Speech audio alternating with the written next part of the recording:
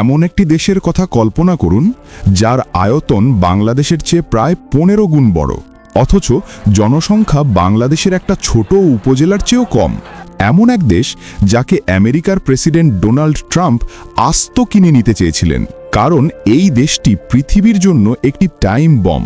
বিজ্ঞানীরা বলছেন এই দেশটির বরফ যদি একবার পুরোপুরি গলে যায় তবে নিউ ইয়র্ক থেকে শুরু করে আমাদের বাংলাদেশ বিশ্বের মানচিত্র থেকে চিরতরে মুছে যাবে।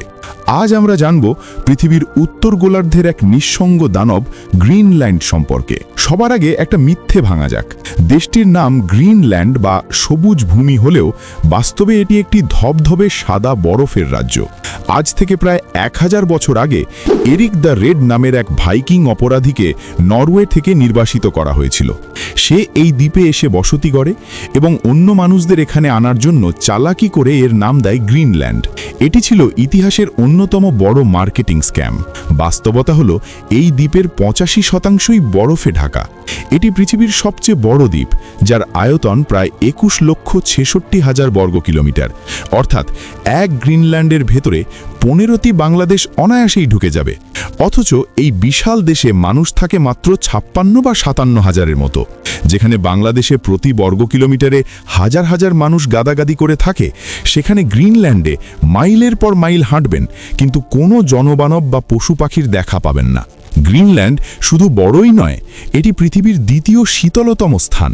এখানে শীতকালে তাপমাত্রা -47 ডিগ্রি সেলসিয়াস পর্যন্ত নামে, আর ইতিহাসের রেকর্ড বলে এখানে -70 ডিগ্রি পর্যন্ত তাপমাত্রা রেকর্ড করা হয়েছে। সবচেয়ে আতঙ্কের বিষয় হলো এর বরফ। গ্রিনল্যান্ডের বরফের চাদর গড়ে 2 কিলোমিটারেরও বেশি পুরু। এই বরফ হলো পৃথিবীর সুপেয় পানির বিশাল রিজার্ভার। বিজ্ঞানীদের ক্যালকুলেশন একদম পরিষ্কার। যদি গ্রিনল্যান্ডের সব বরফ গলে যায় তবে সমুদ্রপৃষ্ঠের উচ্চতা 7 মিটার বেড়ে যাবে। এর ফলাফল হবে ভয়াবহ। বাংলাদেশের দক্ষিণাঞ্চল, মালদ্বীপ কিংবা নেদারল্যান্ডস পানির নিচে তলিয়ে যাবে। গ্রিনল্যান্ডের অর্থনীতি মূলত দাঁড়িয়ে আছে মাছের ওপর, বিশেষ করে চিংড়ি এবং হ্যালিবুট মাছ। দেশটির রপ্তানি আয়ের 95%ই আসে মৎস্য খাত থেকে। এখানে জেলেরাও কোটিপতি হতে পারে। গ্রিনল্যান্ডে একজন সাধারণ কর্মীর মাসিক আয় গড়ে বাংলাদেশি টাকায় প্রায় 3 লক্ষ থেকে 4.5 লক্ষ টাকা। একজন দক্ষ শ্রমিকের বেতন এর চেয়েও অনেক বেশি হতে পারে। কিন্তু দাঁড়ান, এখনই ব্যাগ গুছিয়ে গ্রিনল্যান্ড যাওয়ার স্বপ্ন দেখবেন না, কারণ মুদ্রার উল্টো পিঠটা আরও ভয়াবহ। এখানে ইনকাম যেমন আকাশচুম্বী, খরচও তেমনি পাহাড় সমান। যেহেতু এখানে বরফের কারণে কোনো ফসল ফলে না, তাই চাল, ডাল, সবজি থেকে শুরু করে টয়লেট পেপার সব কিছুই ইউরোপ থেকে জাহাজে বা বিমানে করে আনতে হয়। বাংলাদেশে যে দুধের লিটার 90 টাকা, গ্রিনল্যান্ডে 1 লিটার দুধের দাম বাংলাদেশি টাকায় 300 থেকে 400 টাকা হতে পারে। একটা সাধারণ বার্গার খেতে গেলেও আপনাকে 1,500-2 হাজার টাকা গুনতে হবে। ইন্টারনেট ব্যবহার করা এখানে অত্যন্ত ব্যয়বহুল। তাই 4 লক্ষ টাকা ইনকাম করলেও মাস শেষে খুব বেশি টাকা জমানো কঠিন হয়ে পড়ে। এই দেশটি এত বিশাল, অথচ এক শহর থেকে অন্য শহরে যাওয়ার জন্য কোনো রাস্তা বা হাইওয়ে নেই।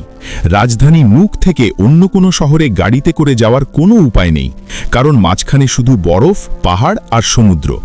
যাতায়াতের একমাত্র মাধ্যম হলো হেলিকপ্টার, ছোট বিমান অথবা নৌকা। শীতকালে জমে যাওয়া বরফের ওপর দিয়ে স্লেজ গাড়িতে কুকুর টেনে নিয়ে যায় মানুষকে। রাজধানী নুকে বাস করে দেশটির 1/3 মানুষ। কিন্তু এই জৌলসের পেছনে লুকিয়ে আছে এক অন্ধকার সত্য। গ্রিনল্যান্ডে আত্মহত্যার হার বিশ্বের অন্যতম সর্বোচ্চ, বিশেষ করে তরুণদের মধ্যে। এর কারণ সিজনাল অ্যাফেক্টিভ ডিসঅর্ডার। এই উত্তরের দেশে শীতকালে দিনের পর দিন সূর্য ওঠে না। টানা অন্ধকারে মানুষের বায়োলজিক্যাল ক্লক নষ্ট হয়ে যায়, মস্তিষ্ক কাজ করা বন্ধ হয়ে যায়। আবার গ্রীষ্মকালে টানা কয়েক মাস সূর্য ডোবে না, মানুষ ঘুমাতে পারে না। এই চরম আবহাওয়া মানুষের মানসিক স্বাস্থ্যের 12টা বাজিয়ে দেয়। অ্যালকোহল বা মদ্যপান এখানে একটি বিশাল সামাজিক সমস্যা।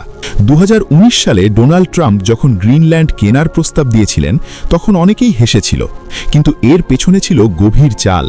প্রথমত, উত্তর মেরুর বরফ গলে যাওয়ার ফলে নতুন নৌপথ বা আর্কটিক রুট খুলে যাচ্ছে, যা এশিয়া থেকে ইউরোপে পণ্য পরিবহনের সময় 40% কমিয়ে দেবে। গ্রিনল্যান্ড এই রুটের গেটকিপার। দ্বিতীয়ত, এই বরফের নিচে লুকিয়ে আছে অফুরন্ত সম্পদ। ইউরেনিয়াম, তেল, গ্যাস এবং দুর্লভ সব মিনারেল যা আধুনিক টেকনোলজির জন্য অপরিহার্য। চীন ইতিমধ্যেই এখানে খনিতে বিনিয়োগ করতে শুরু করেছে, যা আমেরিকার মাথা ব্যথার কারণ। গ্রিনল্যান্ড একই সাথে পৃথিবীর সবচেয়ে সুন্দর এবং সবচেয়ে ভয়ঙ্কর জায়গা। এখানকার আকাশে যখন মেরুজ্যোতি নাচে মনে হয় স্বর্গে আছেন, আবার যখন বিশাল হিমবাহ ধসে সমুদ্রে পড়ে তখন মনে করিয়ে দেয় প্রকৃতি কতটা শক্তিশালী।